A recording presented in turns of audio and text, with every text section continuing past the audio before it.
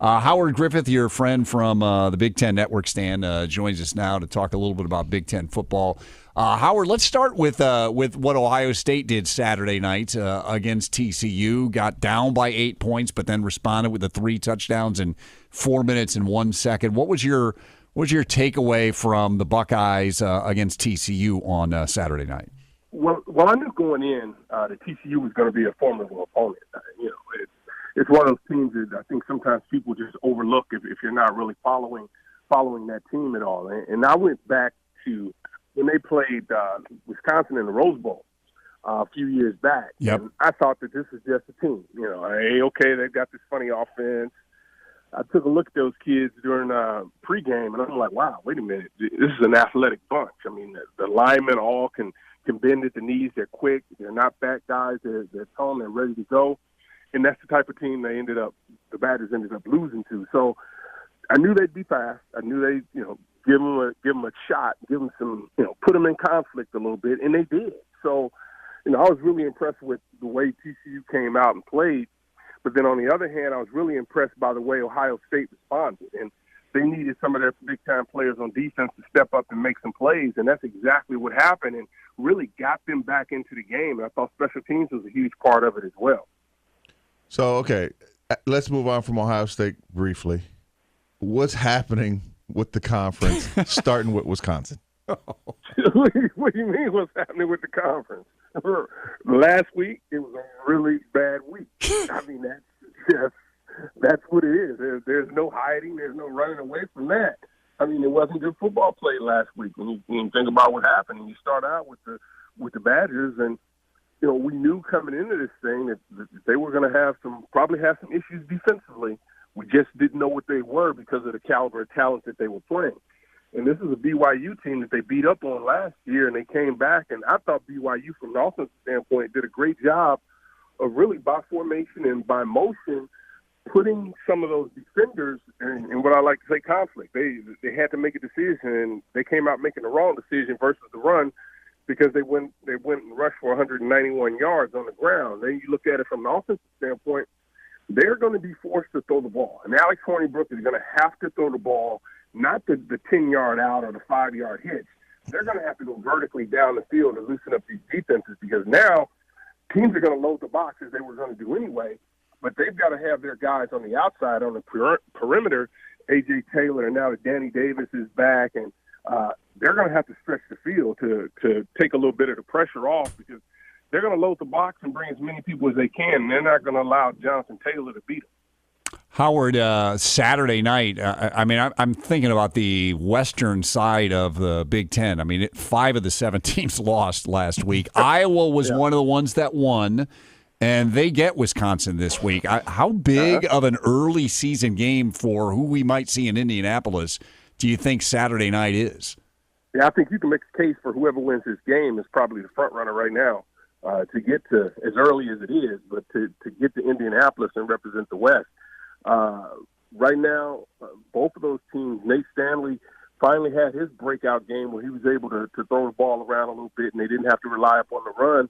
So they played pretty well. Defensively, they've lost a lot, particularly at linebacker, but they keep finding ways to make things happen, and their players have absolutely responded to them.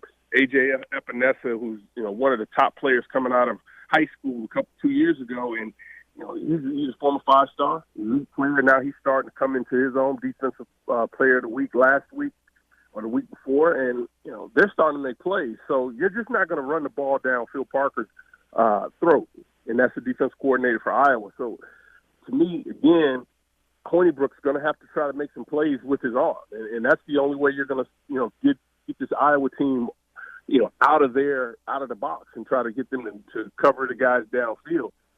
It's going to be a battle. There's no question about it. Think about the bad taste that the Badgers have in their mouth right now. So I'm really looking forward to seeing this matchup. Visiting with Howard Griffith of the Big Ten Network here on The Drive with Jackson and McCoy. Okay, so that's this week. I have to ask you, and again, it's obviously very early in the season, but that's a big game in the West. We got this game, with Ohio State and Tulane, and you got Penn State playing Illinois on Friday, and then a week from now it's at Penn State. Even though it's September 29th, Do you think that could be like a Big Ten title game that we may see in Happy Valley? Yeah, I think you look at those two teams right now. Penn State, to me, is probably the most formidable to be able to give that defense of Ohio State some issues because of Trace McSorley. And I know Michigan's, put 2 really good weeks of offensive football together, but I can't look at Michigan from an offensive standpoint and what they're doing against inferior talent. Because when they play against ranked opponents or they play against teams that can match them from a talent standpoint, that they haven't been able to address that just yet. So I think for me, I still want to wait to see what they're going to do. Michigan State's kind of in that same mold right now. We'll kind of get an idea of what they want to do. This is much better Indiana team, but this Penn State and Trace McSorley, I mean, they're going to cause some problems for people. So if, Penn State doesn't turn the ball over, talking about a whiteout in Happy Valley, and very few venues in the country can match the enthusiasm that they have at that moment. It's going to be a huge test for them, but just as Ohio State was able to go on the road and go down to Dallas, right outside of Dallas, and play in a neutral site venue, they're going to have to play well on defense. And I think that's the biggest key. When you look at the momentum that swung after Bosa makes the strip sack, and they recovered that for a touchdown, I mean, that took all the momentum out, and they just continued to make more plays as a team. I want to ask you, too, Stan and I were talking at the beginning of the show. Coach Meyer did the long press conference. I actually saw you guys talk about it afterwards, where he took all the questions, 57 minutes long and everything. Yep. Do you think, Howard, that Ohio State is able to put this to bed now, or do you think, like Stan's insisting that there's going to be more questions throughout the year? I think unless something else comes up, I think it may be put to bed. Where do you think Ohio State has been able to step through this, and now it's just all about football? I'll put it to you this way. I'll tell you, Ohio State has stepped through it, and it's been about football. This is an Urban Meyer situation, to me, the way I look at it. This is Urban that has to deal with everything that's going on around him. The players have gone out and continued to play at the same level, if not higher, than when he's there. Now, I'm not foolish enough to think that Urban doesn't have a huge factor in what's going on, and it hasn't been a positive experience, obviously, that he's been back on the field. But when you talk about the questions and the things that are surrounding Coach Meyer, that's Coach Meyer. It really has nothing to do with the players that are on this current team. You look at Brian Hartline, who I think is going to be a terrific coach.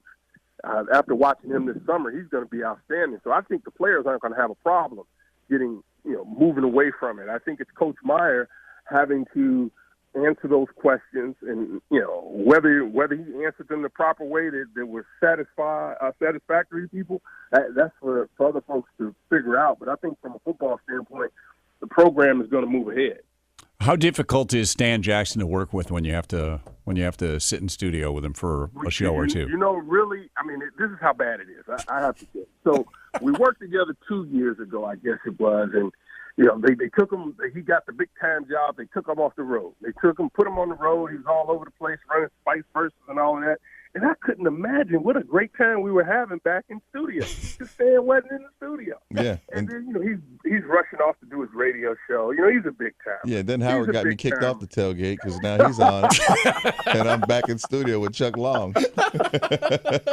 No, Stan's a great guy. I love having his insight. Plus, you can poke fun at Stan, and he doesn't take it personally. Those are long days when we're in there on Saturdays. So, sometimes you got to mess around with one another, cracking jokes and riding each other, just, getting on and poking fun. And it's good when you can do that and, people don't get too sensitive and start taking it personal. So it's always been a blast working with Stanley, and looking forward to continuing to do it. I got to hang out with him tomorrow. Absolutely. Yeah, we're going to have fun tomorrow. So last quick question, and this is about you as a dad now, right? You got the youngster at Notre Dame. How's he doing? He's doing well. Love it. And, he's playing a lot of nickel right now for him in special teams. So, it's fun. He's got to go out and figure it out. So he's having fun. If he's having fun, I'm having fun as well. I just sometimes can't watch the game. I got to curl up and try to hide and not watch because to me, it's nerve-wracking. I imagine it is. Hey, Howard, thanks for doing this. Thanks, Appreciate Howard. it very much. See you tomorrow. Hey, guys, enjoy. Look forward to the week of football.